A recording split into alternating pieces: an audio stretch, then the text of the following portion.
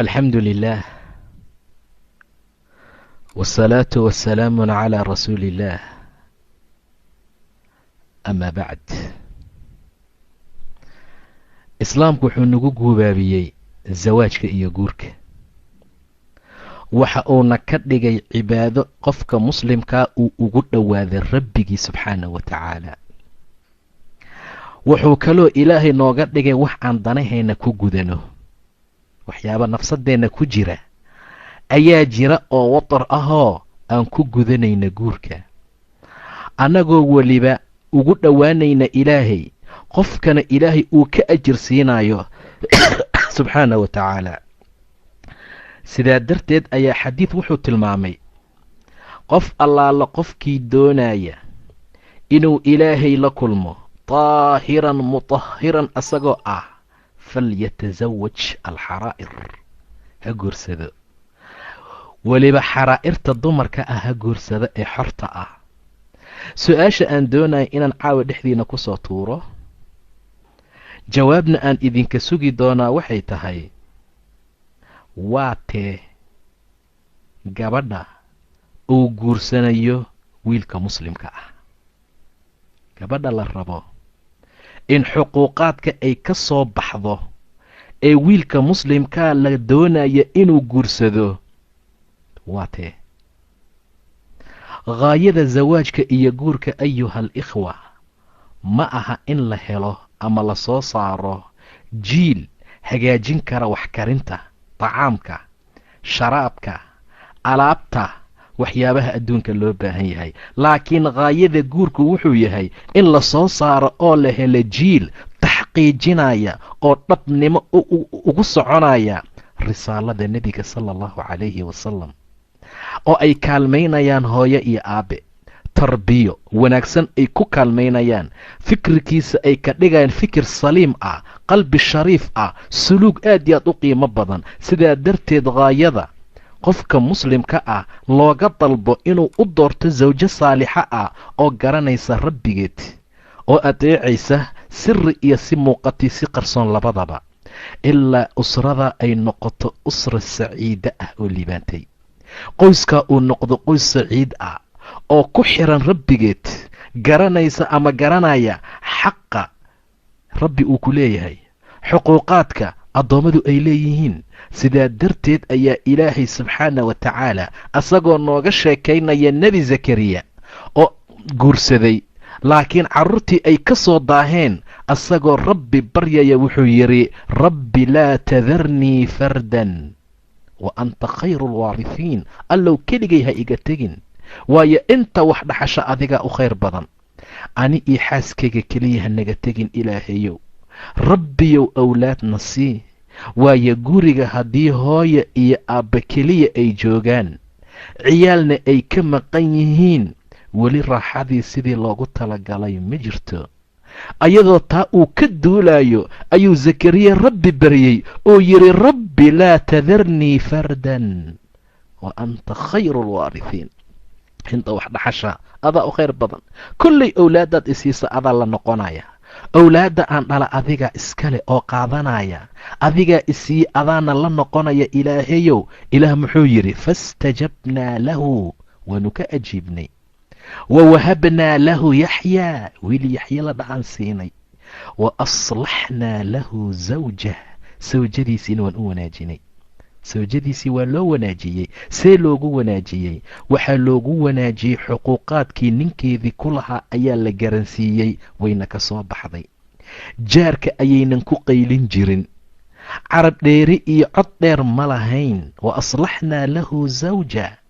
gabdhaha maanta gadaal baan ka arki doonaaye ninka intuusan hadlin bay hadlaysaa subxaanaka yaa ilaahay dumarka marka la dooranayo oo la ikhtaaranayo oo la leeyahay sawjo saalixad ah ha la doorto wax sahlan ma aha waxyaabaha rabbi noo tilmaamaya wax sahlan ma aha saa darteed buu ilaah yidhi wa aslaxnaa lahu zawjah maxay sameeyeen innahum kaanuu yusaaricuuna fi lkhayraat yaa iska dhalay hooye aabba wan wanaagsan yaa iska dhalay hooye iyo aabbe ilaah subxaanah wa tacaala ku xiran yaa yaxye iska dhalay hooya iyo aabbi xuquuqaadka midkoodka kala bixiyey.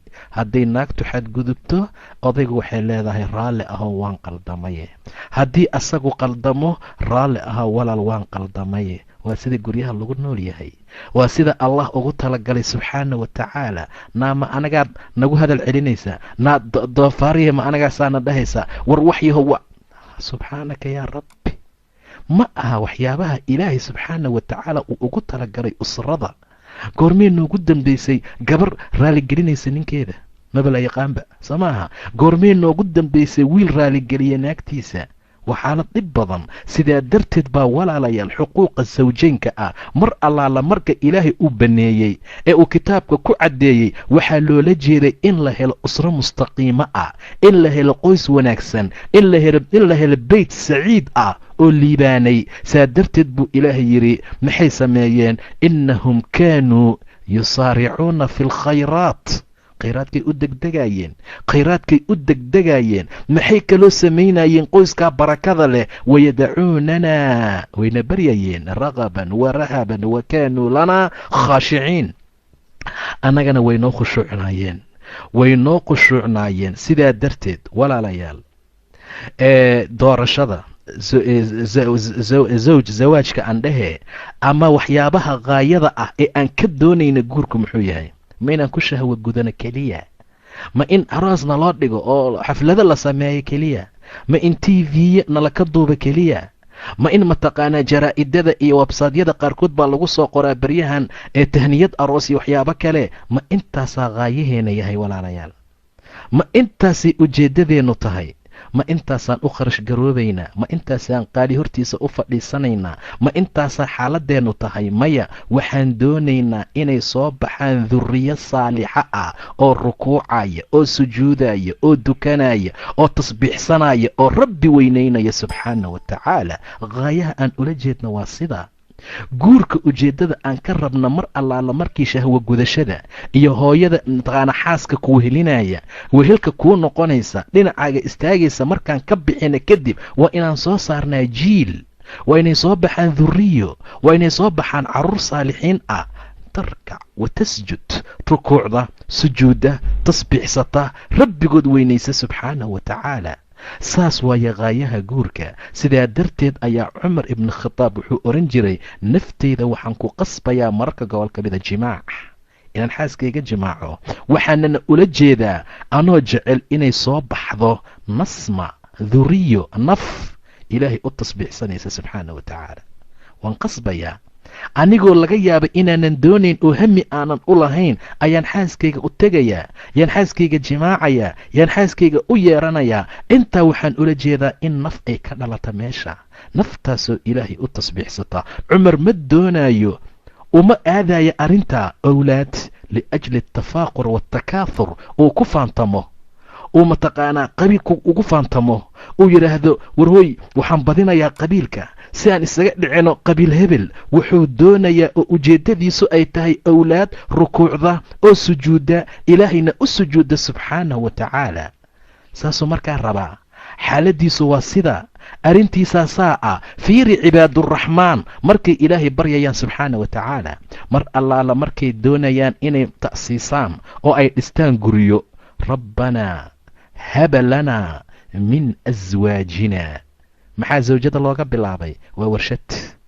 maxaa zawjada looga bilaabay? ayadaa injaab la imaanaysa, ayadaa wax dhalaysa, ayadaa owlaadda ka farcamayaan. saa darteed baa sawjada laga bilaabay ducada, rabbanaa hab lanaa min aswaajina wa duriyaatina qurata acyunin.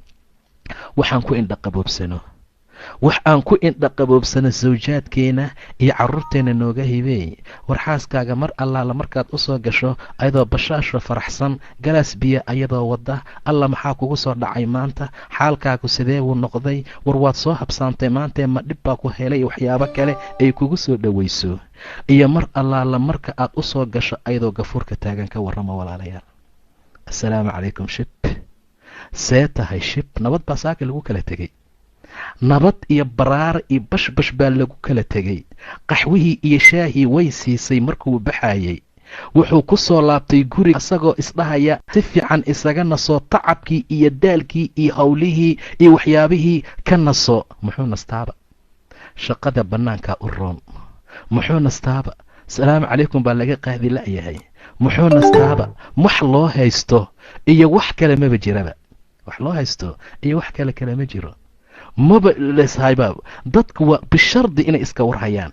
shaygu waa shay macquul aha loo baahan yahay. saa darteed baa wiil ama gabar waxay tiri baa la yidhi, hooyaday iyo aabbahay iskama warhayaan. aabbahay wuxuu leeyahay hooyadaa waan dalaaqaya, waan furayaa. hooyana waxay leedahay aabbahaa dhar iima iibinayo. ka warrama walaalayaal, subxaanaka yaa rabbi. aabba wuxuu ku tala jiraa inuu dalaaqo, soo maaha. hooye waxay leedahay beryahan dhar maba ii gaday, waa maxay? maca daalika waa shay loo baahan yahay labada qofood in ay aad iyo aad isaga warhayaan, in xaaladdu ay noqoto xaalad muhiim ah. sidaa darteed zawjiya wax sahlan ma aha. rabbanaa hab lanaa min aswaajina waduriyaatina qurata acyunin, waxaan ku indhaqaboobsano. gurigii uunsiyaysan buu imaan, waa gabadha saalixadda ah ee qurato acyunkii lagu indhaqaboobsado.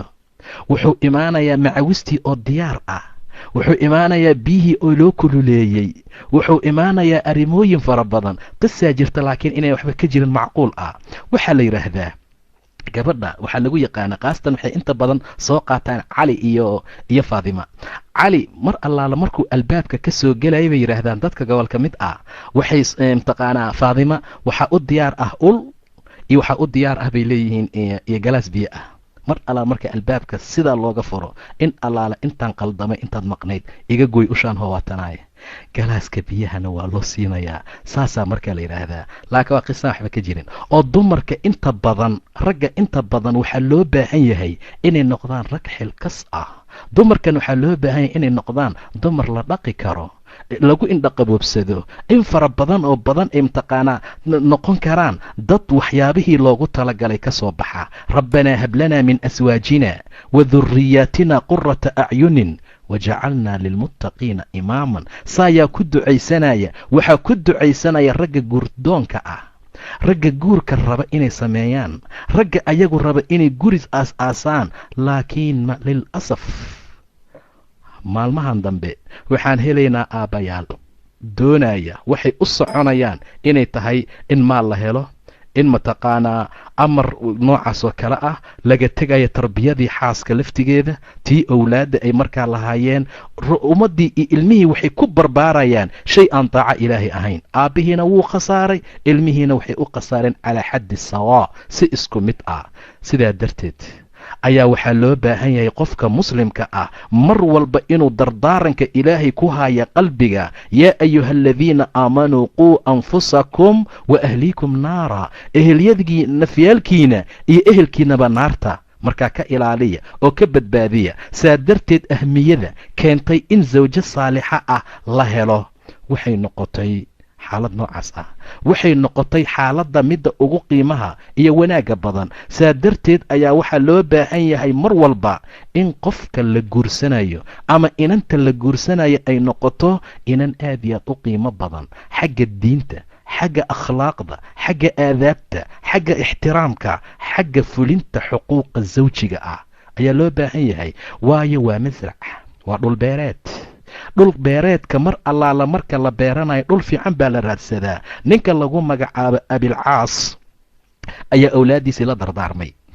wuxuu kula dardaarmay uu yidhi, war nudfadiina ama ninka mataqaanaa wuxuu yidhi ninka naakixa ah ee guursanaya, carruurtaydiyey dhegaysta, ninka naakixa ah ee guursanaya waa muqtaris, waa zaraac, waa nin beer raba inuu beerto.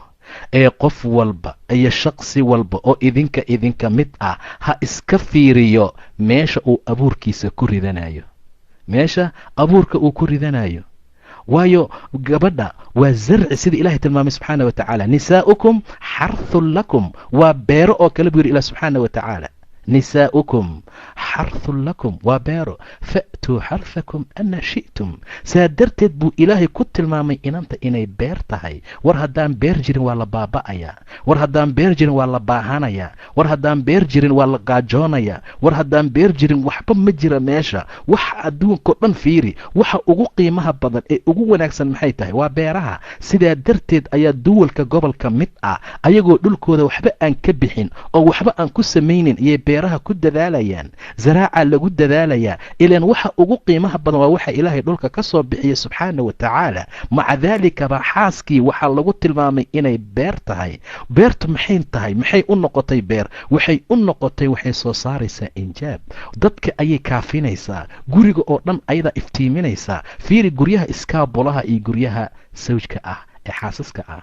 wiilka iskaabulaha ma aragteen? iskaabula waa ninkaan naagta lahayn. caawo dhan buu saa u meeraysanayaa, caawo dhan buu saa magaalada ugu meeraysanayaa. albaabka markuu saa usoo furo tafash uu taagaya isagoo dhanba. sariirtii waa isku dardarsan tahay, galaaskii uu shaaha ku cabay geeskaasuu yaalaa, waa wasaq weli. iisheg maxaan dhahaa, asagoo dhan si kale surwaalkii halkaasuu ku tuuran yahay. macnaha waa xayaato aan xayaato fiican ahayn, waa xayaataan wanaagsanayn, waa xayaato aan qiimo lahayn. haddaynan inani jirin oo ay xaas guriga joogin, ninka noocaasa dhibaatuu la kulmayaa. sidaa darteed baa iskaabulaha waxaa laga yaabaa inuu ka gaari waayo inuu sariirta goglo oo sideedii uu ku jifto berin uu kaga dhaqaaqo shaqo ku aado, saa dambe uu markaa ku soo noqdo. xayaato aan qiimo lahayn, xayaato aan wanaagsanayn ayaa lagu magacaabaa xayaatada. wiilka zawjka ah ama gabadha sawjada ah see waay xaaladooda ayagana? mar allaala markaad meel dheer ka soo socotaad guriga udugiisii, waa marka guriga uu yahay guri laysku ixtiraamo, oy gabadhuna xaaladda ay rabto ahamiyaddeeda ay leedahay oo xaqa lagu leeyahay ay garanayso. gurigayoo udgaaya, gurigayoo nadiif ah, sariirtii oo goglan, wixii oo wada fresh ah, wixii oo wada wanaagsan. bal weligaa ma ku martiqaaday nin mataqaanaa casuubi ah ama iskaabula ah iyo nin xaas ah? isku wada fiiri. midka iskaabulaha wuu ku kaxaynayaa, xaguu ku geynaya mataqaanaa? makhaayad buu ku geynayaa. maqaayadii baad dhex fadhisaa, koo xaggaasuu wax ka cunaya, koo halkaasuu joogaa, dabayshii waa ku soo maraysa, dadkiibaa saa kuu soo mara, intaa laga baxaya, waxyaabo fara badan. wixii oo dhanba wax hagaagsan ma aha. iskaabulo wuu ku soo kaxaynayaa, bannaankuu kugu sheekaynaya, waa ku macsalaamaynayaa. anigoo xaas ah ka waran haddaan ku martiqaado ama aan ku casuumo, maxaan samaynayaa? marka ugu horaysa marka xaaska loo sheego oo la yidhaahdo caawa martidaasaa imaanaysa ama maanta dadkaabaa nala soo qadaynaya, qol qaasa sooma diyaariyaan dumarka? soo uunsi iyo cuud iyo waxyaabo kale laguma shido. mar allaala marka albaabka uu ka soo gelayo meel gudboon oo dadban oo waxaa la fadhiisiyaa marka hore dabayl iyo dad saas usii maraayo iyo dad saa usii maraya ma jiro. biyo marka hore ama casiiraad ah ama juus ahaa loo dhigaa, soo maaha?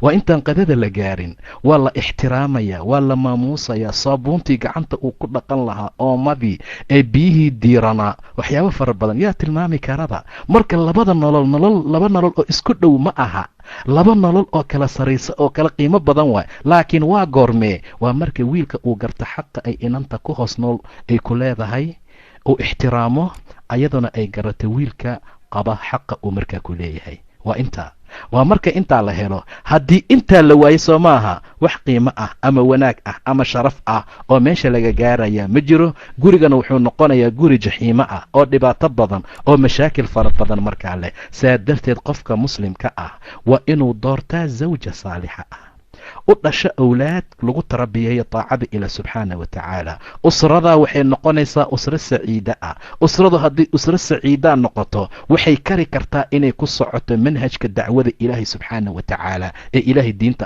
amray subxaana wa tacaala. ahdaafta aan u noolnahay waa dacwo walaalayaal. saa darteed ayaa mar allaala marka guriga saciid uu noqdo dacwadii ay u fududaanaysaa. dadkii hore mid kasta oo soo islaama mid buu dacwada gaarsiin jiray. saasay anigu noo soo gaartay. haddii annagana aan ku socono dariiqa dadka naga dambeeyaan gaarsiinaynaa. haddaan sidaa yeelinna waxay noqonaysaa dhibaato iyo dad hadafkii loogu talagalay aan markaas samayn. walaalayaal, wiilkii gabadha markay isguursadaan, guurkuna uu u dhaco si islaami ah, waa la soo kaxaynayaa, guri baa laisku imaanayaa, soo maaha? guriga marka laiskugu yimaado, gabadhii wax allaala waxay qarinaysay oo dabeecad xun oo dhan bannaanku u soo baxaya. xaqiiq wiilka wax kasta oo dabeecad xun uu qarinayna bannaankuu keenaya. maalmaha laysrabo iyo maalmaha laysku yimaado maxaa farqi u dhexeeya ma taqaanin. maalmaha laysrabo gabadha waxa ay jeceshahay ama wiilka uu jecel yahay bay kula hadashaa. wiilkana waxa asaga uu jecel yahay yuu gabadha kula hadlaa. cashaa loo keenaa dumarka gobol ka mid ah. hadiyooyin baa suuqa looga soo qaadaa. saacad qaali ah baa loo keenaa. war markaaba lagaa helaya maxaa lagaaga waayay markay xaaskaaga noqotay? maxaa lagaaga waayey markay xaaskaagu noqotay? waa su-aal meesha ku jirta. maxaa kalifay? waxaa kalifay ma yaqaanaba xuquuqdii sawjeenka, ma yaqaana dabeecaddu inay isbedeli doonto, ma oga inuu ilaahay yidhi. ilaahayna aayaadkiisa waxaa ka mid ah an khalaqa lakum min anfusikum aswaajan litaskunuu ilayha wajacala baynakum mawadatan waraxma. mawadada waa shahrul casalkaa loola jeedaa. waa inta laisku cusub yahay, waa inta ninka iyo naagtu ay isku cusub yihiin. waa mawado, waa naxariis. afkaa raashinka laysku geliyaa. ilahay baa u baneeyey subxaana wa tacaala. rasuulkaa ku tilmaamay macalqad raashin ah oo gacanta aad ku soo qaado oo afka xaaskaaga aad geliso in lagaa thawaabinayo. waa mawadda. waa laisjeclaanayaa. shaharku markuu dhammaado casalka ay ku magacaabeen, intaa ka bacdi cabbaar lasii joogo, xaqiiqdaa soo baxaysa. maxaa lala soo baxayaa marka? raxmo, naxariis baa laiskula noolaanayaa. hadal ay og tahay inuu qaldan yahay bay ku dhihi kartaa gabadha marka gobol ka mid ah. ha yaabin, mashaakil male. wax weyn ha u arkin, wax weyn ha u arkin. sababta waxa ay tahay raxmad baa bilaabatay. waxaa laga yaabaa mararka gobol ka mid a hadal ay ku dhahday inaad ka xanaaqdo, laakiin marka laysla socday oo weli meherka uusan dhicin, walaal ii dulqaado, war wax allaala waxaad idhahdo dul baan uleeyahay buu leeyahay. wax allaal waxaad idhahda saan baan ahay. haddaad i amarta inaan cirka iyo dhulka isku keeno isku keenaya, haddaad saan yeesho waan waxaynaya. haddii gabdhihii sidaasaa lagu soo xerogeliyey. war sidii kusoo xerogeli dhibaato ma jirtee, sidaa kusii wad haddana dhaqankeeda, xaalkeeda sidaa ha noqdo. ilaahay baa kaa thawaabinaya, ajirna ku siinaya subxaana wa tacaala. cumar ibni khitaab nin baa u yimid oo naagtiisa raba inuu ka dacwoodo. albaabka markuu saasoo arkay, ilan guryaheenoo kale fillooyinka iyo meelahan gabtaa ma ahayn, kor waa layska arki jira mararka gobol ka mid ah. cumar radiallahu canhu meeshaasuu fadhiyaa baa la yidhi. baafaa hortiisa yaala. waa taqaanaa bastiga, baalka dharka lagu dhaqo. qamiis buu ku dhaqanayaa radia allahu canhu. saabuuntii saas ugu rugayaa. xaaskiisa geeskaasay fadhisaa. waxay soo tuuraysaa kal agtiisay kusoo dhacaysa. waa qaadaya, meel buu iska dhigayaa. waxay soo tuuraysaa kii muyga sheeg toonta iyo lagu tumi jiray, waa ku ag dhacaysaa. meeshaasuu dhigayaa. wax kastuu samaynayaa. arrintaa ayuu ku jiraa radia allahu tacaala canhu. dharkiisii asagaa mayranaya, asagaa mataqaanaa samaynaya. dhibkaasaa lagu sii haayaa. ilan waa dumar.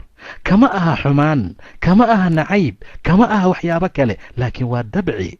waa arrin ilaahay ku dabiciyey subxaana wa tacaala. ninkii intaa markuu arkayba waa iska laabtay. jawaab buu helay. jawaabtii uu raadinayay xaqiiq ahaan iyo baratical buu arkay, wuu iska noqday. cumar radia allahu canhu wuxuu yidhi ninkaa ii soo celiya. wallaahi adoonan sheegin ujeeddada aad lahayd inaadan dhaqaaqayn. naagtaan rabi buu yidhi inaan kaaga dacwoodo, dhib ba igu haysaa. adaan ku arkay amiiruulmu'miniin oo sidaa ah. war doqon ha noqonina buu yidhi. waxaan waa dumar, waa jeex, waa nus, waa naaqisaatulcaqli. dhibaato fara badan baa ku furan. xaydka wax ka dhib badan ma laha. wallaahi dumarka gobol ka mid ah madaxay ku socdaan markuu xaydka u yimaado. wax ay samaynayaan iyo wax kale ma kala yaqaanaan. raashin uma dhadhamo, wax ma u fiicnaado, wax xaalkoodu ma aha, soo taa uma dulqaataan. raashinka ee ciyaalkii dhalmadoodii iyo waxoodii oo kale waa dhib. annaga shahwaadkeennii ayaga ayay mataqaanaa dul saaran tahay, waa kulayl kale. intaasay naga hayaan oo dab oo naaray ku jiraane makal ay nagu soo tuureen iyo war nacas yahow naga tag iyo ay ku dhaheen maa waxweyn ka dhigaysaa. nacas hadday ku dhahdo way ku ammaantay xaaskaaga. hadday waxyaabo kale kugu sheegto way ku ammaantay. waa taqdiir ay ku qadarinayso. ha u arkin dhibaato kale, wax kale ha u arkin. waayo waxbaa ku furan gabadha, mashiin baa u daaran, dhibaato fara badan baa ku sugan, waxyaabo badan baa dusheeda ah. sidaa darteed ayaa wiilka iyo gabadha markay guryaha isku yimaadaan waxaa loo baahan yahay inuu digtoonaado, ayaduna ay digtoonaato. waxaa loo baahan yahay gabadha saalixadda ah ee la doortay, ee wax allaala wixii dumar ah ee adduunkaa maraayay aad ka calfatay oo aad tiri tan waa mid allay lehe aan ilmahaygana ku aamini lahaa, reerkaygana aan ku aamini lahaa, nafteedana aan ku aamini lahaa, adigana aad tiri allay lehe ninka aan nin iiga dambaynin waa ninka noocaana. asagaaba laga yaabaaba 2 iyo 3 inuu ilaahay u baneeyey iyo 4. adigii wax laguu baneeyo kale ma jiro, adigaa kasii adag oo mataqaanaa ciriiri uga sii jira oo laga yaaba inaad dhahdo alla waa midkaan midkii aan lahaa, waa midka aad ka dooratay. saa darteed labadaas markay saasoo kale guriga isugu yimaadaan waxaa loo baahan yahay oo lagu soo baxayaa xuquuq azawjayn. xuquuqaa bilaabanaya, mid kasta kan kale xaq buu ku yeelanayaa.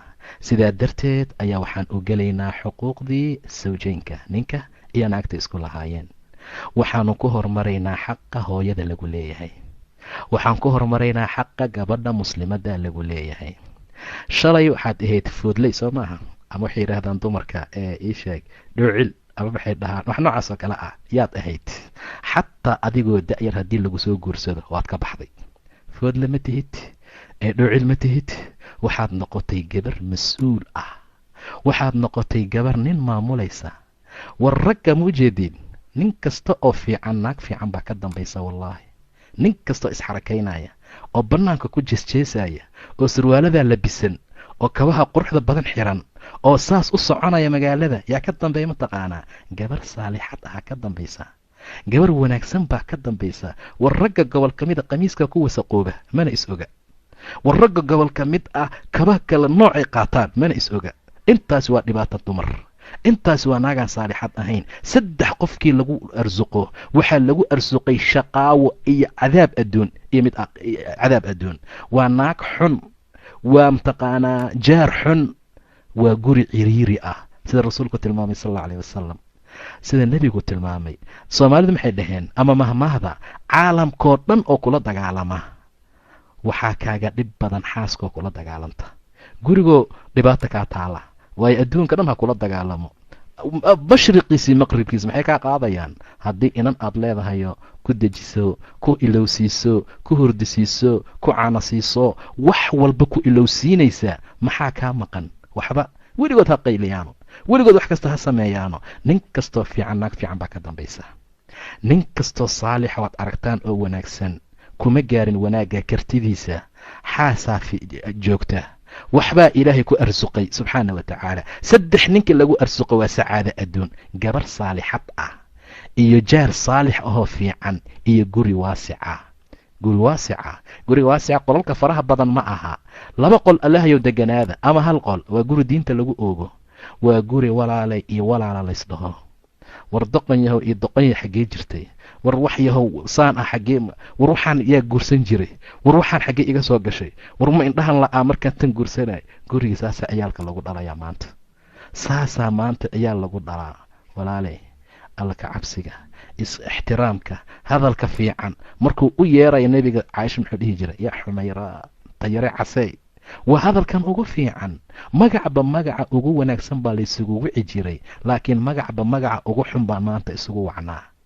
magacba magaca ugu xun baa maanta laysugu wacaa. fartay iskagala hadlaa ninka inaagtiisa maanta gobol ka mid a. suulka yaa la iskala hadlayaa. markuu u wacayana suulku u wacayaa ama ciyaalku u dirayaa. waayo wuu iskala weyn yahayba gabadhii. ayadii waxay leedahay ma isagoo saana anigsaan ii geli kara? way iskala weyn tahay. haye adna isla weynow soo baaba meeshii ma aha. war aaway xuquuqaadkii? war aaway gurigii saalixa noqon lahaa? war aaway gurigii wanaagsanaan lahaa? war aaway gurigii cizada iyo waxaan lahaa? aaway hooyadaa buu leeyahay. hooyadaa aaway aabbaha ma baxay? xaaladda noocaas ah subxaanaka yaa ilaahay. war sidaa ma aha walaalayaal. war guriga waxaa loogu talagalay laysku ixtiraamo, laysku qadariyo. war gabdhaha gobolka mid ah waxaa la rabaa inay dhararaan imaashaha ninka, saacadday saas u eegta mar walba, inay saacadda saa u fiirisa mar walba. alla maxaa ku dhacay? alla si xaaladu tahay? alla maxaa soo qabsaday? ihtimaam qalbigeeda inuu ku weynaado, qalbiga ninkaaga qalbigaaga inuu ku weynaado. waayo markii qaswatu uxud ay dhacday, xamlata inay taan filaya gabar saxaabiyad ah yaa walaalkeed iyo mataqaanaa waxa lagu dilay waa Muscab ibn Umayr xaaskiisa. waxaa lagu dilay dhowr qofood dagaalkii. markaasaa loo yimid oo la yidhi adeerkaa waa la dilay. innaa lilaahi wa innaa ilayhi raajicuun bay tiri. markaasaa layidhi aabbaha waa la dilay innaa lilaahi wa innaa ilayhi raajicuun. markaasaa layidhi walaalkaa waa la dilay innaa lilaahi wa innaa ilayhi raajicuun. ninkaagiina waa la dilay. qaalat innaa lilaahi wa innaa ilayhi raajicuun wasaaxat markaasay qaylisay ay barooratay.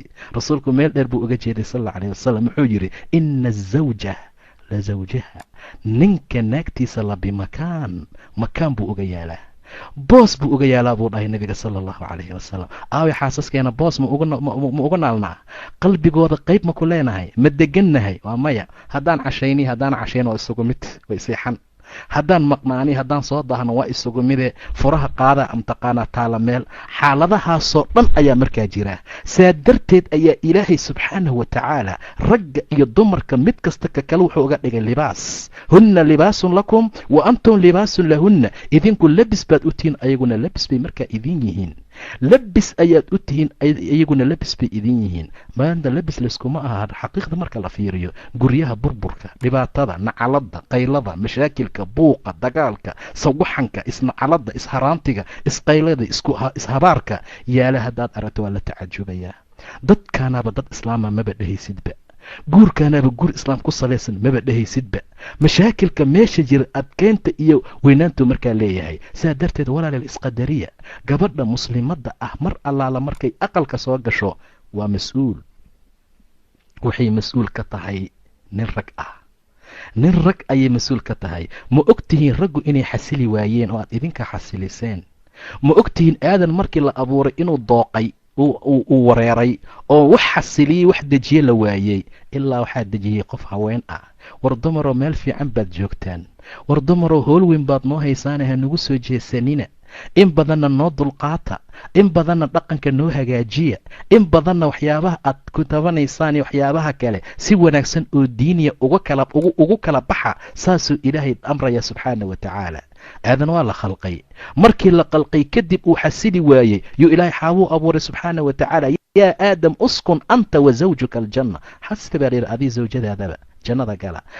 wamin aayaatihi an khalaqa lakum min anfusikum aswaajan eesh litaskunuu ilayha. ma nin baa xasili karaa?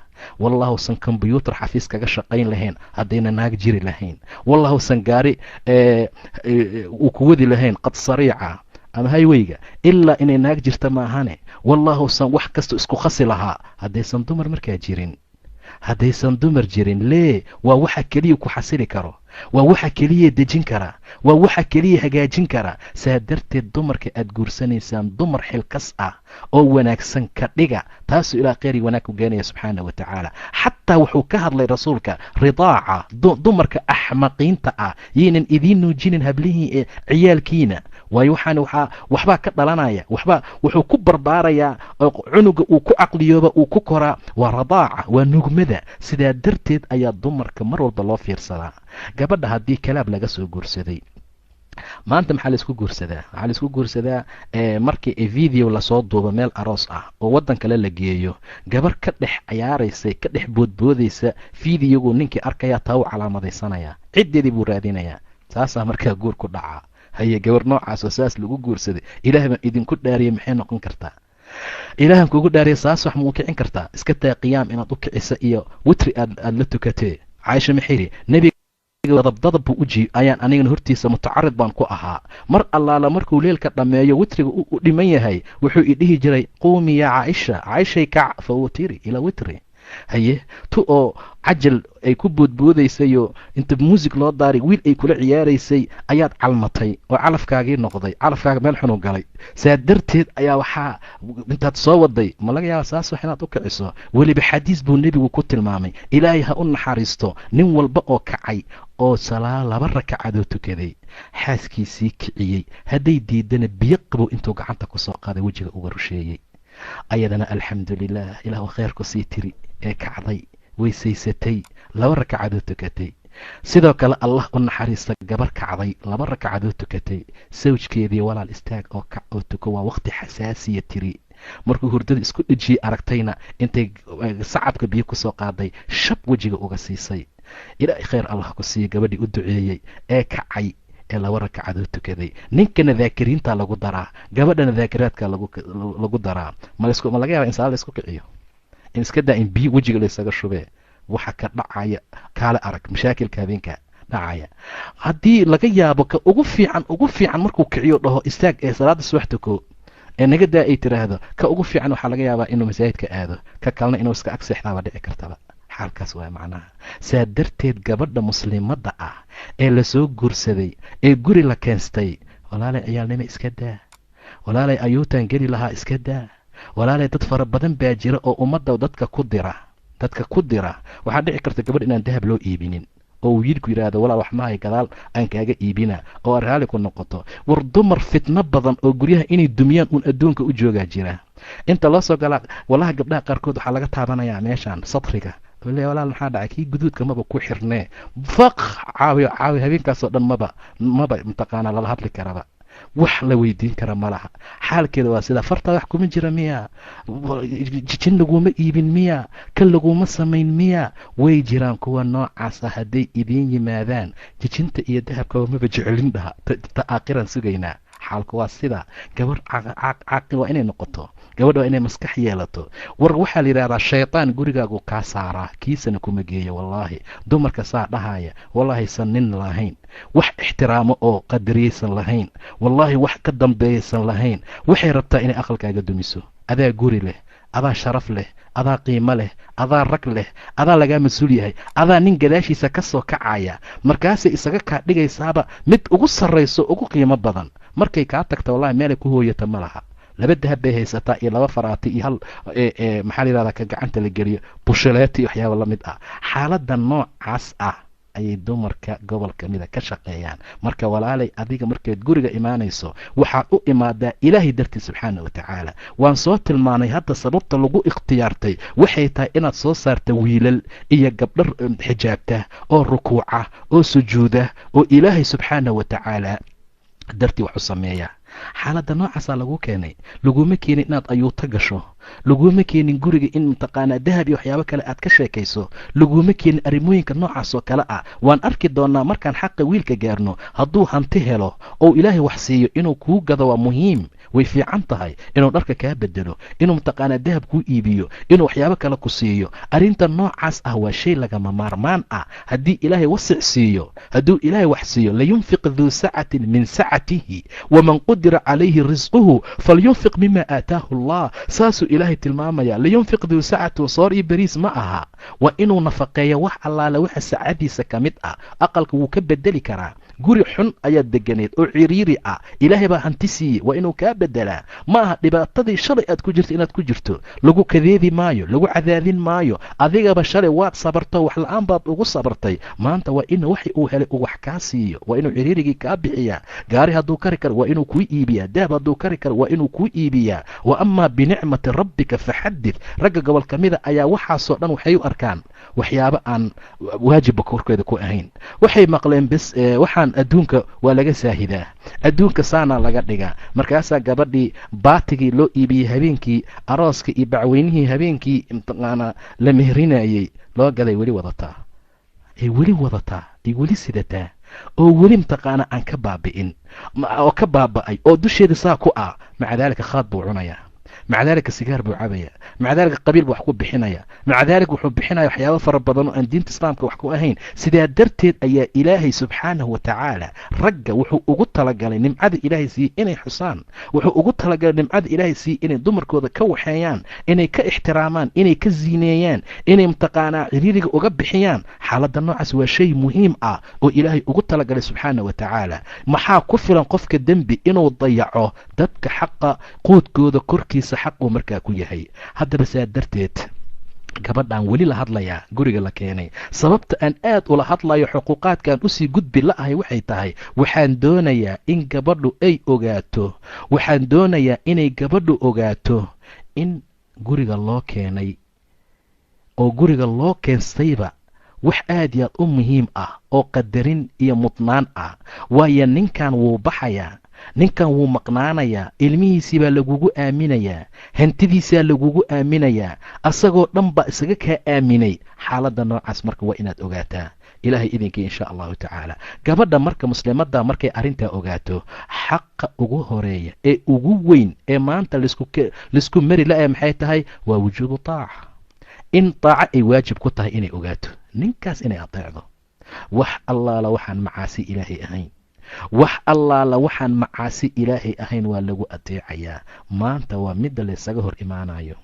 ayaduna waxay doonaysaa inay aroos aado, asagana ilmaha uu celiyo. sababaa dadkeena yurub jooga ayadu asagana wuxuu doonayaa inuu shaqadii ka yimaado oo xaaskiisa uu la istimtaaco, xaaskiisa iyo ciyaalkiisa uu dhex joogo. taasuu markaa jecel yahay. waxaan maqlay sida 8 ama 10 loo baxo yaa laga imaanayaa salaada subax marka la aadaamayo. maskiinka maantao dhan buu shaqaynayey.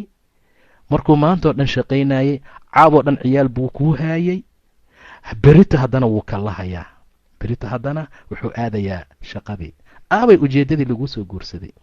ma inaad soo boodbooddo caawo dhanoo gabar iyo wiil isguursanayo aad ka soo dhex shaqayso? maxaad ka helaysaa? war maxaa ajirka aad ka helayso? war muxuu yahay waxa ilaahay subxaana wa tacaala uu kaa siinayo? war maxay tahay waxa adiga aad u soo sheegayso laga bilaabo 10 habeennimo ilaa iyo 6 subaxnimo marka la gaaro, oo meesha aad jirto, oo meesha aad joogto, oo adoo tafash ah, adoon socon karin, adoon far dhaqaajin karin, adoon ciyaalkaaga qabsan karin, adoon ciyaalkaaga caano siin karin aad imaanayso? ma xaq lidinku leeyahaya? ma xuquuqaadkaa saas noqday? ma ilaahay subxaana wa tacaala ba arrintaa idinkala dardaarmay? waa maya. war haddaad aroos aadaysaan laydinma diidana, oo dhaqso tagoo dhaqso ka soo laabta. war arooska intaa la joogayo muxuu xaalkiisu yahay? arrinta noocaasa ka waantooba, ilaahayna ka cabsada. dumarka islaamka ahow, xaqa laydinku leeyahayna sidaa ma aha. saa darteed waa in lays ateecaa, khaasatan ninka waa in la ateecaa. alrijaalu qawaamuuna cala annisaa, ragga dumarka ayagaa qawaam u ah, ayagaa saytareeya. maxay uga sarreeyaan oo qawaam ay ku yihiin? waa bimaa fadala allah bacduhum calaa bacdin wa bimaa anfaquu min amwaalihim. waa fadliga iyo karaamada ilaahay ragga siiyey. fadligan ma aha fadliga xagga taqwada. gabadha iyo wiilka labadooda kii alla ka cabsi badan baa ilaahay u dhow oo sarreeya. laakiin kamaalkan la tilmaamayo iyo fadligan waa caqliga, waa garaadka, waa xoogga, waa kartida, waa maskaxda, waa dulqaadka. kaasaa loola jeedaa. ilan waa laga xoog badan yahay, waa laga maskax badan yahay, waa laga caqli badan yahay. xaaladahaasoo dhan buu ilaahay tilmaamay subxaana watacaala. bimaa fadala allah bacduhum calaa bacdin iyo wa bimaa anfaquu min amwaalihim. gabadha markay ku biisho waa dhib, say ku ateecda way adag tahay. saa darteed buu rasuulku oran jiray sala allahu calayh wasalam, dumarka hantiha ku raacina, xoolaha ku raacina. gabdhaha, nin allaala ninkii xoola ku raaca way weynaanaysaa, macnaha waxay la imaanaysaa tuqyaan, waxay la imaanaysaa mutakabirnimo. sidaa darteed baa waxaa loo baahan yahay ragga inay ayaga saytareeyaan oo ay waxbixinta sameeyaan. waa wax lagugu adeeci karo. laakiin markay ayadu baxdo foylya baaga lacageed saxiixdo oo ay kiradiina kaa bixiso, ay surwaalkaaga iibiso, sida gabdhaha gobol ka mida qaadkii sigaarkan ayagaa iibiyey oo xaalka uu sidaa yahay, istaag haddii ku dhahda waa inaad istaagtaa. marka fariis markay ku dhahda waa inaad fadhiisataa. ciyaalka caanaha u qasyaa, sidaa yeelayaa, sokorta ha uga badinayaa markay ku dhahdana waa inaad ogolaataa. lee wixii lagugu adeeci lahaa iyo wixii lagugu samayn lahaa oo wixii dumarka ay kugu adeeci lahaayeen baa ayaga markaa u wareegay. ilaahay been ma sheegin. wa bimaa anfaquu min amwaalihim, maalka ay ku nafaqaynayaan buu dhahay ilaahay subxaana wa tacaala. sidaa darteed dumarka hantidooda inta layska ilaalin kara waa in layska ilaaliyaa. waa in koodana aad u dhaaftaa, kaagan aad ugu dartaa. inta badan maxaa laysku laayaa ragga? khaasatan in badan haddaan idinla hadlo dadkiina banaayaha ku maqan, maxaa laysku laayaa? lacagta gaalada ay ka timaad soomaa sabreed maa la yidhahdaa, maaqan waxyaabaha kale. waxa laysku furo, waxa laysku dhibaateeyo, waxa laysku maakileeyo. hooyadii baa loo diraa iyo hooyaday baa loo diraya, aabahii baa loo diraya, aabaha baa loo diraya. intay ka dhacday anaa xaqu leh, anaa iri, ninka wuu ifuray may dhihin, anaa iri, anaa saxiixay, anaa kana. xaalkaasaa dhibaatada keenay. guri islaam saa ma loogu talagelin. guri islaam saa looguma talagelin. sidaa darteed baa gabdhaha muslimaadka waxaan in badan u dardaarmayaa walaalayaal, waxaan waa adduun. maanta adduun baa la joogaa. ninkaaga ogow waa jannadaada ama naartaada, jannadaadii ama naartaada. gabar walba oo dhimata buu dhahay nebiga sala allahu calayhi wasalam, gabar walba oo dhimata zawjkeedana uu raali ka yahay sala allahu calayh wasalam. si fiican u dhagaysta. zawjkeedana uu raali u yahay, jannada ilaahay ayay gelaysaa subxaana wa tacaala. jannada ilaahay ayay gelaysaa. iska ateeca walaalayaal. wixii macaasi ilaahay waa gooni. waxaan adduunka waa laysku ateecaa. war adduun iyo ummad iyo dowladi kala dambayn bay ku sugan tahay. guri hadduusan kala dambayn jirin burbur buu u dhow yahay. hala kala dambeeyo. halas ixtiraamo. hadhow anigana wiilasha waan la hadli doonaa. burjawaasinimo iyo tigtatoorinimo ma aha waxyaabaha, laakiin gabadha muslimadda ahay adaan caawa kula hadlayaaye ateec, oo ilaahay subxaanahu watacaala baa ku amray. ilaahay baa ku amray subxaanahu watacaala in amarka looga dambeeya ragga, wa bimaa anfaquu min amwaalihim. intaa wixii ka dambeeya gabadha muslimadda ah ee ilaahay subxaana watacaala diintii iimaanka ku manaystay, waxaa lagama maarmaan ah inay ninka u samirto. maxay kugu samraysaa? gacan tabardari hadday timaado. maxaad ugu sabraysaa? waxyaabaha hadday yimaadaan. ilaan adduunkan maalinta waa la haystaa, maalinna waa la waayaa. maalinta la helo haddii ninkaagii noqdo, maalinta la waayana aad talaaq codsato, ada laftigeeda dhibaatadeeday leedahay. gabdhihii saxaabiyaadka ah aad bay u sabreen, waxay ku sabri jireen ciriiri iyo dhibaato. ninka lagu magacaabo sacad ibnu cumayr, mar allaala markii cumar uu u yeeray ee cumar uu u yimid, maxaa la siiyey? waxaa la siiyey 60 suus oo badar ah ama shaciir ah iyo 2 maro.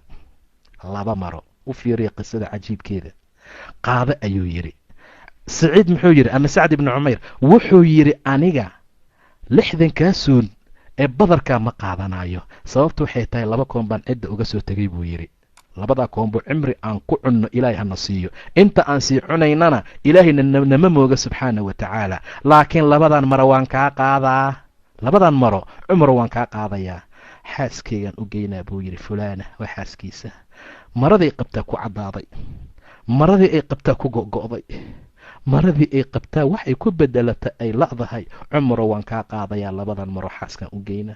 amaa soortan soo maaha iyo badarkan aniga ma rabi buu yidhi. ilahay baana deeqaya subxaana watacaala. way u sabraysaa, way joogtaa, way mtaqaanaa degan tahay. xaaladdu waa sidaa. dhibaatadaa waxay og tahay adduunka si kastoo loo dhibaatoodo, daarta aakhiro tilka daaru alaakhirati najcaluhaa liladiina laa yuriiduuna culuwan fi اlardi walaa fasaadan waalcaaqibatu lilmuttaqiin. daarta aakhira waxaan u samaynay buu yidhi ilaahay, liladiina laa yuriiduuna culuwan, dadka culwi iyo isqaadqaad iyo iskorkoryeel iyo aan markaa doonaynin, fasaadna aan markaa rabin, caaqibadana dadka muttaqiinta markaa iska leh. walaalay, taqwada haddaad ku dadaasho ciribtasan adaa iska leh. xariirtii jannaaduu ilaahay kugu qurxinaya subxaana watacaala. dahabkii jannaad buu ilaahay kugu qurxinaya. ha iloobin, qalbigaaga geli, rabbigaa ku xirnow, ilaahay subxaana watacaala ka baq. kan adduunka haddaad heshay haddaadan helinba ha u aabayeelin. maalintaad heshana xiro, maalintaad weysana ka dhaqaaq. waxaad uga dhaqaaqaysaa wax kale oo aad u qiimo badan baa markaa kaa horeeya. marka sidaa darteed gabadha muslimadda ahay samir. 2 xaas buu nebi ismaaciil guursaday oo midba mid aabbihii ka furay. mar allaala markii aabba yimid ee la yidhi naa maxaad cuntaan, waxay ku jawaabtay oo ay tiri waxaan ku noolnahay dhib iyo rafaad iyo mashaakil. alla baahi, alla anagaa go'nay, ma anagaaba noolba dhimanay. qayle meeshii ka baxday. odayga wuu la yaabay. waa ibraahim, waa saaxiibkii ilaahi subxaana watacaala. wuxuu yidhi ninkaaga hadduu yimaado salaan iga gaarsii. guriga albaabka alwaaxa ku dheganna ha fujiyo mid kale ha ku bedelo. wuu yimid. oday baa ii yimid bay tiri, gar weyn lahoo saa io saas u yaala.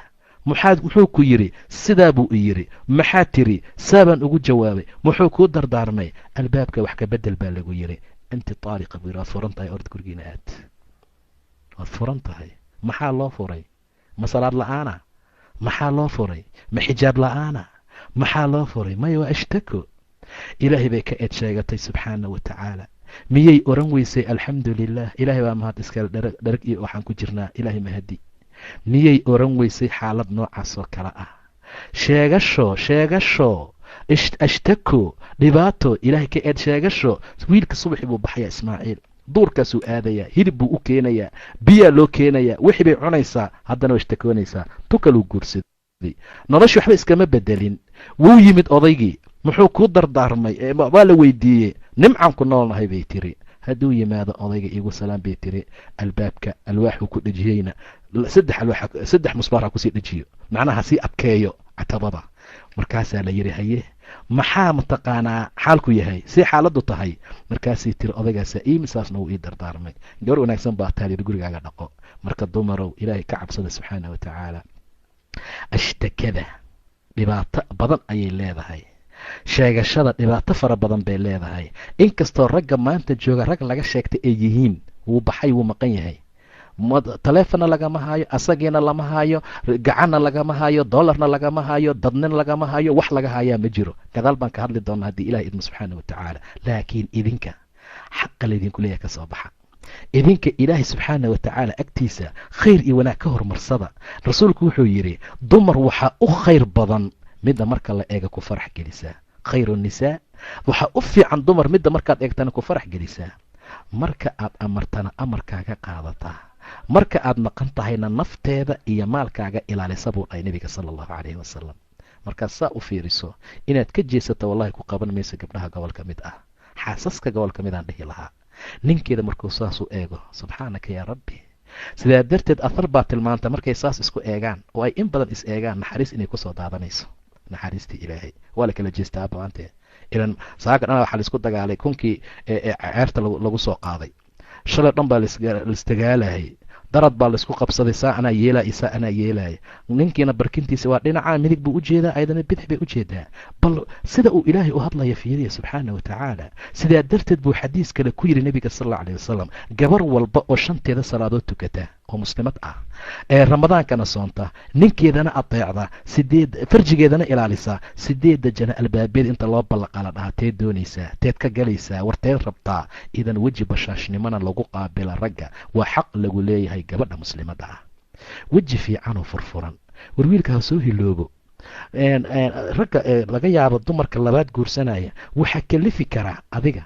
waad ka celin kartaa jaanib kasta haddaad ka qanciso, jaanib walka aad maqsuud kaga dhigto. muxuu kaga baahan gabar kalaba? laakiin mar allaala marka gurigaaga wasaq yahay, marka xilliga oo jiifka la gaaro aad ilmaha caano siinteeda aadaysid, mar allaala marka labin asaga loo sheekay aad jikada gelaysid oo aad hilibkii waxyaaba gogoyn aad gelayso, marka waxyaaba imaanaya ukhti. saa darteed walaalayaal, in badan fiiriya oo aad iyo aad u dadaala in allaala inta aad dadaali kartaan. kalsoonaanta, weji bashaashnimada waa xaaladda ugu muhiimsan ee ilaahay subxaana wa tacaala sawjeenka uu dhex yeelo. weji furfuran. maxaa loo ogolaaday mataqaanin? wiilka salaada cishaa'iga kadib in la seexda ayaa nabigu uu tilmaamay. in la hadlaa mamnuuca ilaa dadka wacdi iyo diin isku sheegaya maahane, ilaa marti kuu timid oo aad u sheekaynaysa maahane. ta saddexaad mataqaaniin waa ninka naagtiisa sheekada uu u sheekeeyo iyo gabadha sheekada ay ninkeeda u sheekayto. inaana kala dharkin baa la rabaa. alla sidii laysku dhahayo maantoo dhan layskugu dhiidhiibaya sheekada.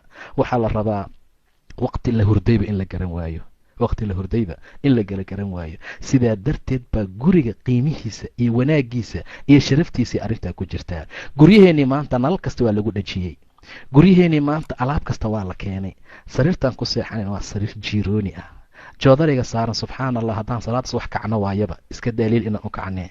suulida iska daa, waxaad moodaysaa qolkii fadhiga, hadda ka horaan tilmaannay. maca daalika waa la dhaqmi la'yahay. maxaa kalifay? waa la dhaqmi la'yahay. caw ayaa kor ka saarneyd baa la yidhi saxaabada gurigooda. roobka markuu yimaado wuu soo daadanayaa. nebi maxamed gurigiisa joodariyaa yeelay, caloosha liif baa laga geliyey, qumbe. maca daalika kaalay sida loo dhaqmaya arag, sida qaylo la-aanta arag, gurya la-aanta arag. walaal iyo walaalo ayaa layskula hadlayaa, akhii iyo ukhti ayaa layskula hadlayaa. maanta berit wixii lagu quraacan lahaa guriga ma yaalo, annagana tallaagadaa noo buuxda. allow yaa qof kasta caaw inta gurigiisa taga fiiriya talada waxa ku jira.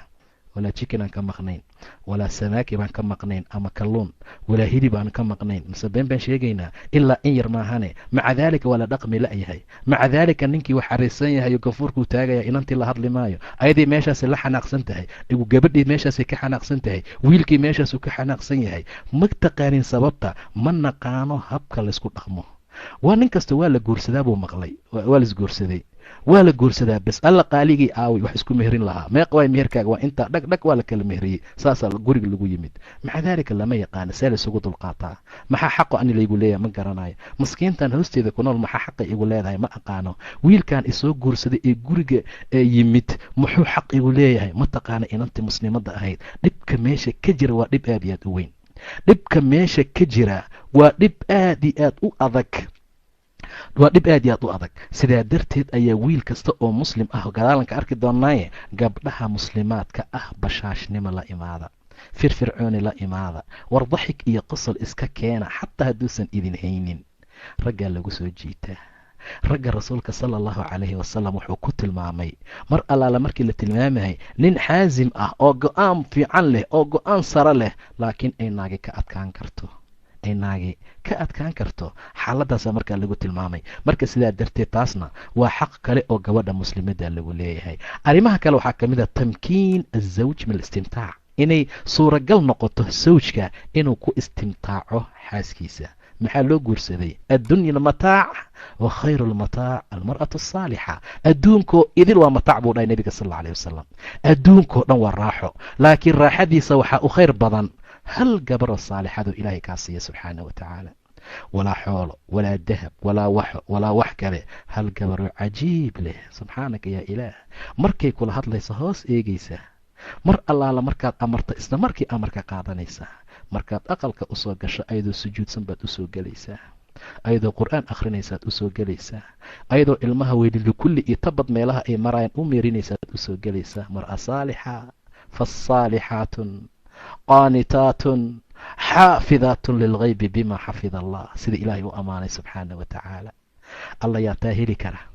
alla xaggay ku jirtaa? alla xaggee laga heli karaa maanta? say xaaladdu tahay?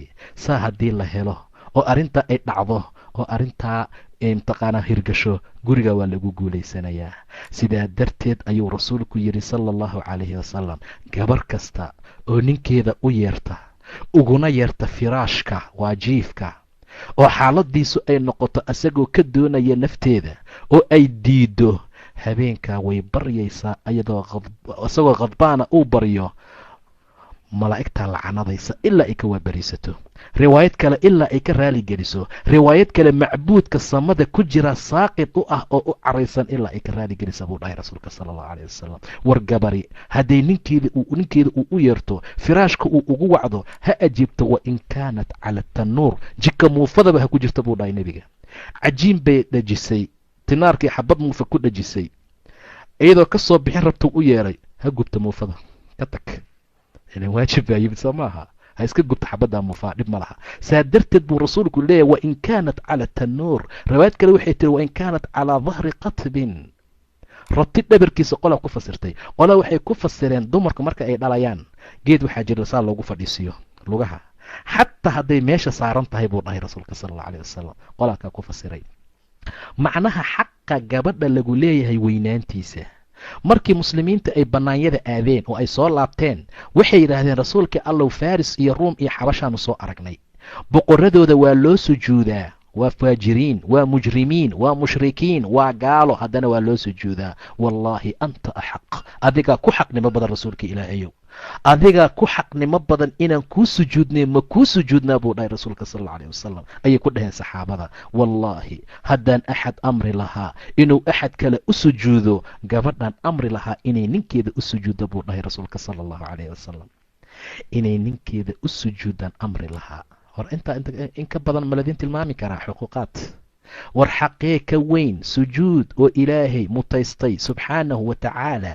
axad kale haddii ay dhici lahayd inuu lahaan lahaa, gabadha lama dhihi lahayn hooyaa 9 bil iisu ku soo waday u sujuud, lama oran lahayn aabba iskuulkaagii waxaagii caanahaaga qabay u sujuud, lama dhihi lahayn walaalkaa a kula dhasho ku cisaamin jiray oo ku ilaalin jiray u sujuud, intaba lama dhihi lahayn buu yidhi. laakiin gabadha waxaan amri lahaa la amartu lmar'a inay zawjkeeda u sujuudo ayaan amri lahaa buu dhahay rasuulka sal alla alay wasalam. ee ha ii sujuudina, waa mamnuuc sujuud qof bani aadama qof kale inuu u sujuudo. low ay dhici lahaydna gabadhaan amri lahaa inay ninkeeda u sujuuddo. waa xaqa lagu leeyahay weynaantiisa. maxay ka yaqaanaan dumarka maanta jooga xaqa noocaas ah?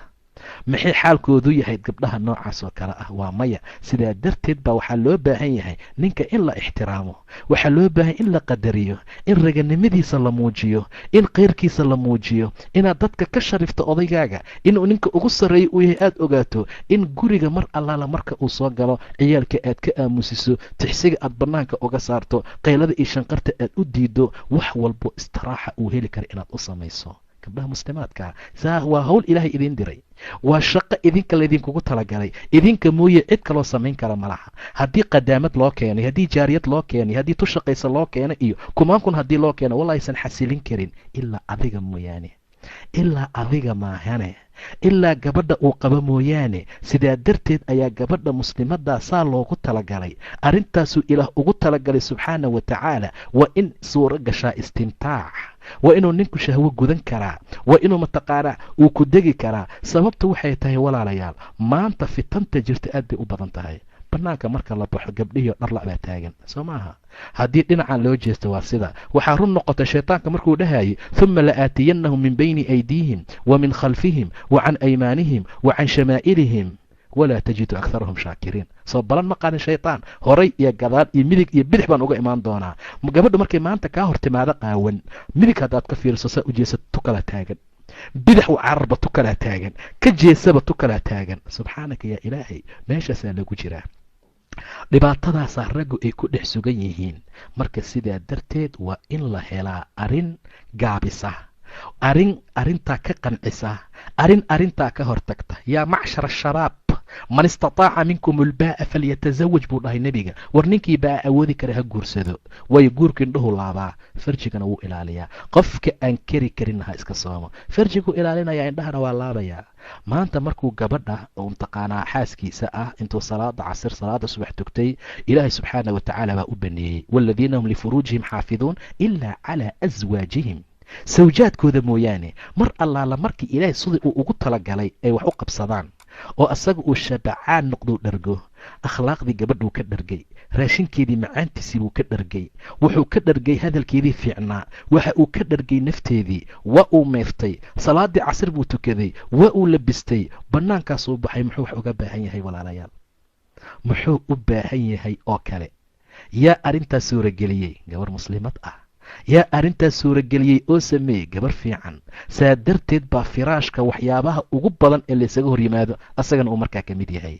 sidaa darteed ayaa ilaahay subxaanahu wa tacaala in badan ajir fara badan uu ka siiyaa. wa fii budci axadikum sadaqa, axadkiin galmooshadiisa uu u galmooda xaaskiisa waa sadaquu dhahay rasuulka sala allahu calayhi wasalam. nebigoo magaalada maraya ayaa soo baxay, wuu soo galay, xaaskiisii oo dirin falkinaysuu dhahay iska dhig. markaasuu ka dangutay. markuu ka dangutay ayuu yidhi ninkiinii bannaanka baxa oo gabar arka oo ay cajab geliso oo hamigii sii kaco, xaaskiisa ha u yimaada buu dhahay rasuulka sala allahu calayhi wasalam. ha ka xaaja guda, bidciga waa isku mid. gabadhaa waxay tahay midaan tahay, saasuu markaa leeyahay. war wiilkii dhallinyaro ah maanta oo aan guursanin ee inta bannaanka baxo dhibaatadaa la kulmo, gurigiisa waa iskaabulo, waxaa yaala hal sariir iyo buuggii ingiliishka uu ka baranayay, koobkii iyo bakeerigii wax ku cabaayay, muxuu ku xaaja gutaa walaalayaal? yaa macshar ashabaab man istataaca minkum ulbaa'a falyatazawaj, ha guursado, indhuhu laabaa, farjigana waa xifdiyaa. qofkaan keri karina ha sooma buu dhahay nebiga sala allahu calayhi wasalam. waa inay suura gashaa hawsha noocaas ah. arrinta noocaasa ilaahay asagoo tilmaamaya wuxuu yidhi fal'aana baashiruuhunna, haddeertaan xaasaskiina u taga buu dhahay ilaahay subxaana wa tacaala. fal'aana baashiruuhunna wabtaquu maa kataba allaahu lakum, ka raadsada wuxuu ilahay idinka qoray owlaad ah. awlaad ka raadsada buu dhahay ilaahay subxaana wa tacaala. lama dhihin ilmihii ka raadiya keliya, maa kataba allahu lakum buu dhahay ilahay, wix ilahay kaaga qoray. hadduusan ilahay nooga qorin ka waran, maka helaynaa? waa maya. ma aha marka inaan raximka ka gubno, ma aha inaan dhakhtar jeexjeexa u geyno, ma aha inaan xaaladda samayno, ma aha inaan iswaalno. waa inaan ilaahay qaldihiisii qadarkiisa ku raali noqono subxaana wa tacaala. gabdhaha muslimaadka ah, xaq noocaas ahyaan waa shay muhiim ah oo looga baahan yahay. waa arrin ilaahay ugu talagalay subxaana wa tacaala. waa arrin muhiima oo xasaasi ah. waa arrin ilaahay subxaana wa tacaala uu ku xiray ilaa ay ka raali geliso inuu ilaahay lacanadayo ama ay malaa'igtu lacanadayaan, ilaa asaga uu markaa ka raali noqdo oo markaa ay ka raali geliso. haddaba xuquuqaadka gabdhaha lagu leeyahay bacdamuu aad iyo aad u fara badan yahay, aniguna weliba kii wiilasha gaarin, kii gabdhahana aan 1 iyo 2 markaa joogin, ayaa mar kasta waxaan ku dardaarmi lahaa cushro wanaagsan, dhaqan wanaagsan. war guryihii maanta waxa laga bedelo. war gabar kastay isku dayday xataa, bal isku day, bal waxuun inaad ka bedesho. maalin walba dad baa la heshiisiiyaa, maalin walba walaalayaal maalin walba dad baa la kala dhex galaa, waa nin inaagtiisa. lee maxaa dhacay? maxaa laydin dhex gelayaa?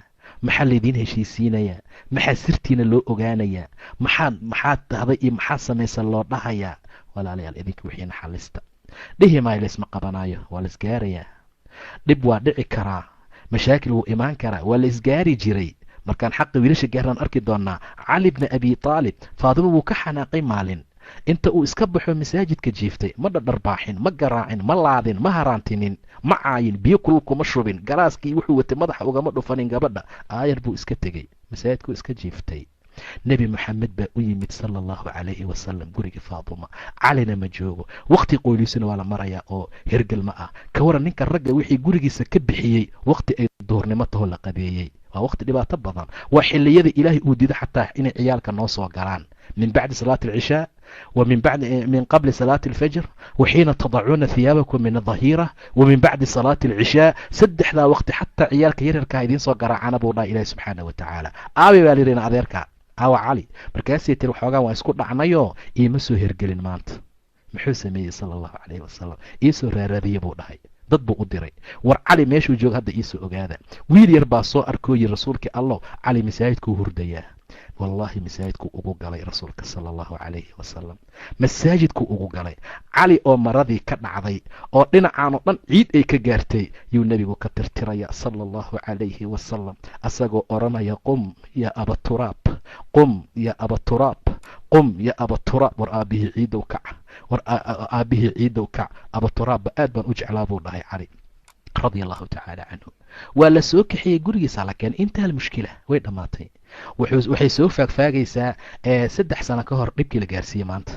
haddii laysku dhaco oo laguu keeno oo islaax la sameeyo, maya maalintii wiilkii aan dhalayay oo hadda waa cunug socda oo mataqaanaa iskuul dhigata dugsi dhex maraya, ay leedahay maalintii aan cunugaas dhalayo saas saas yeelay, maalintii kaas aan dhalayo saas saas yeelay, maalintii subxaanaka yaa rabbi.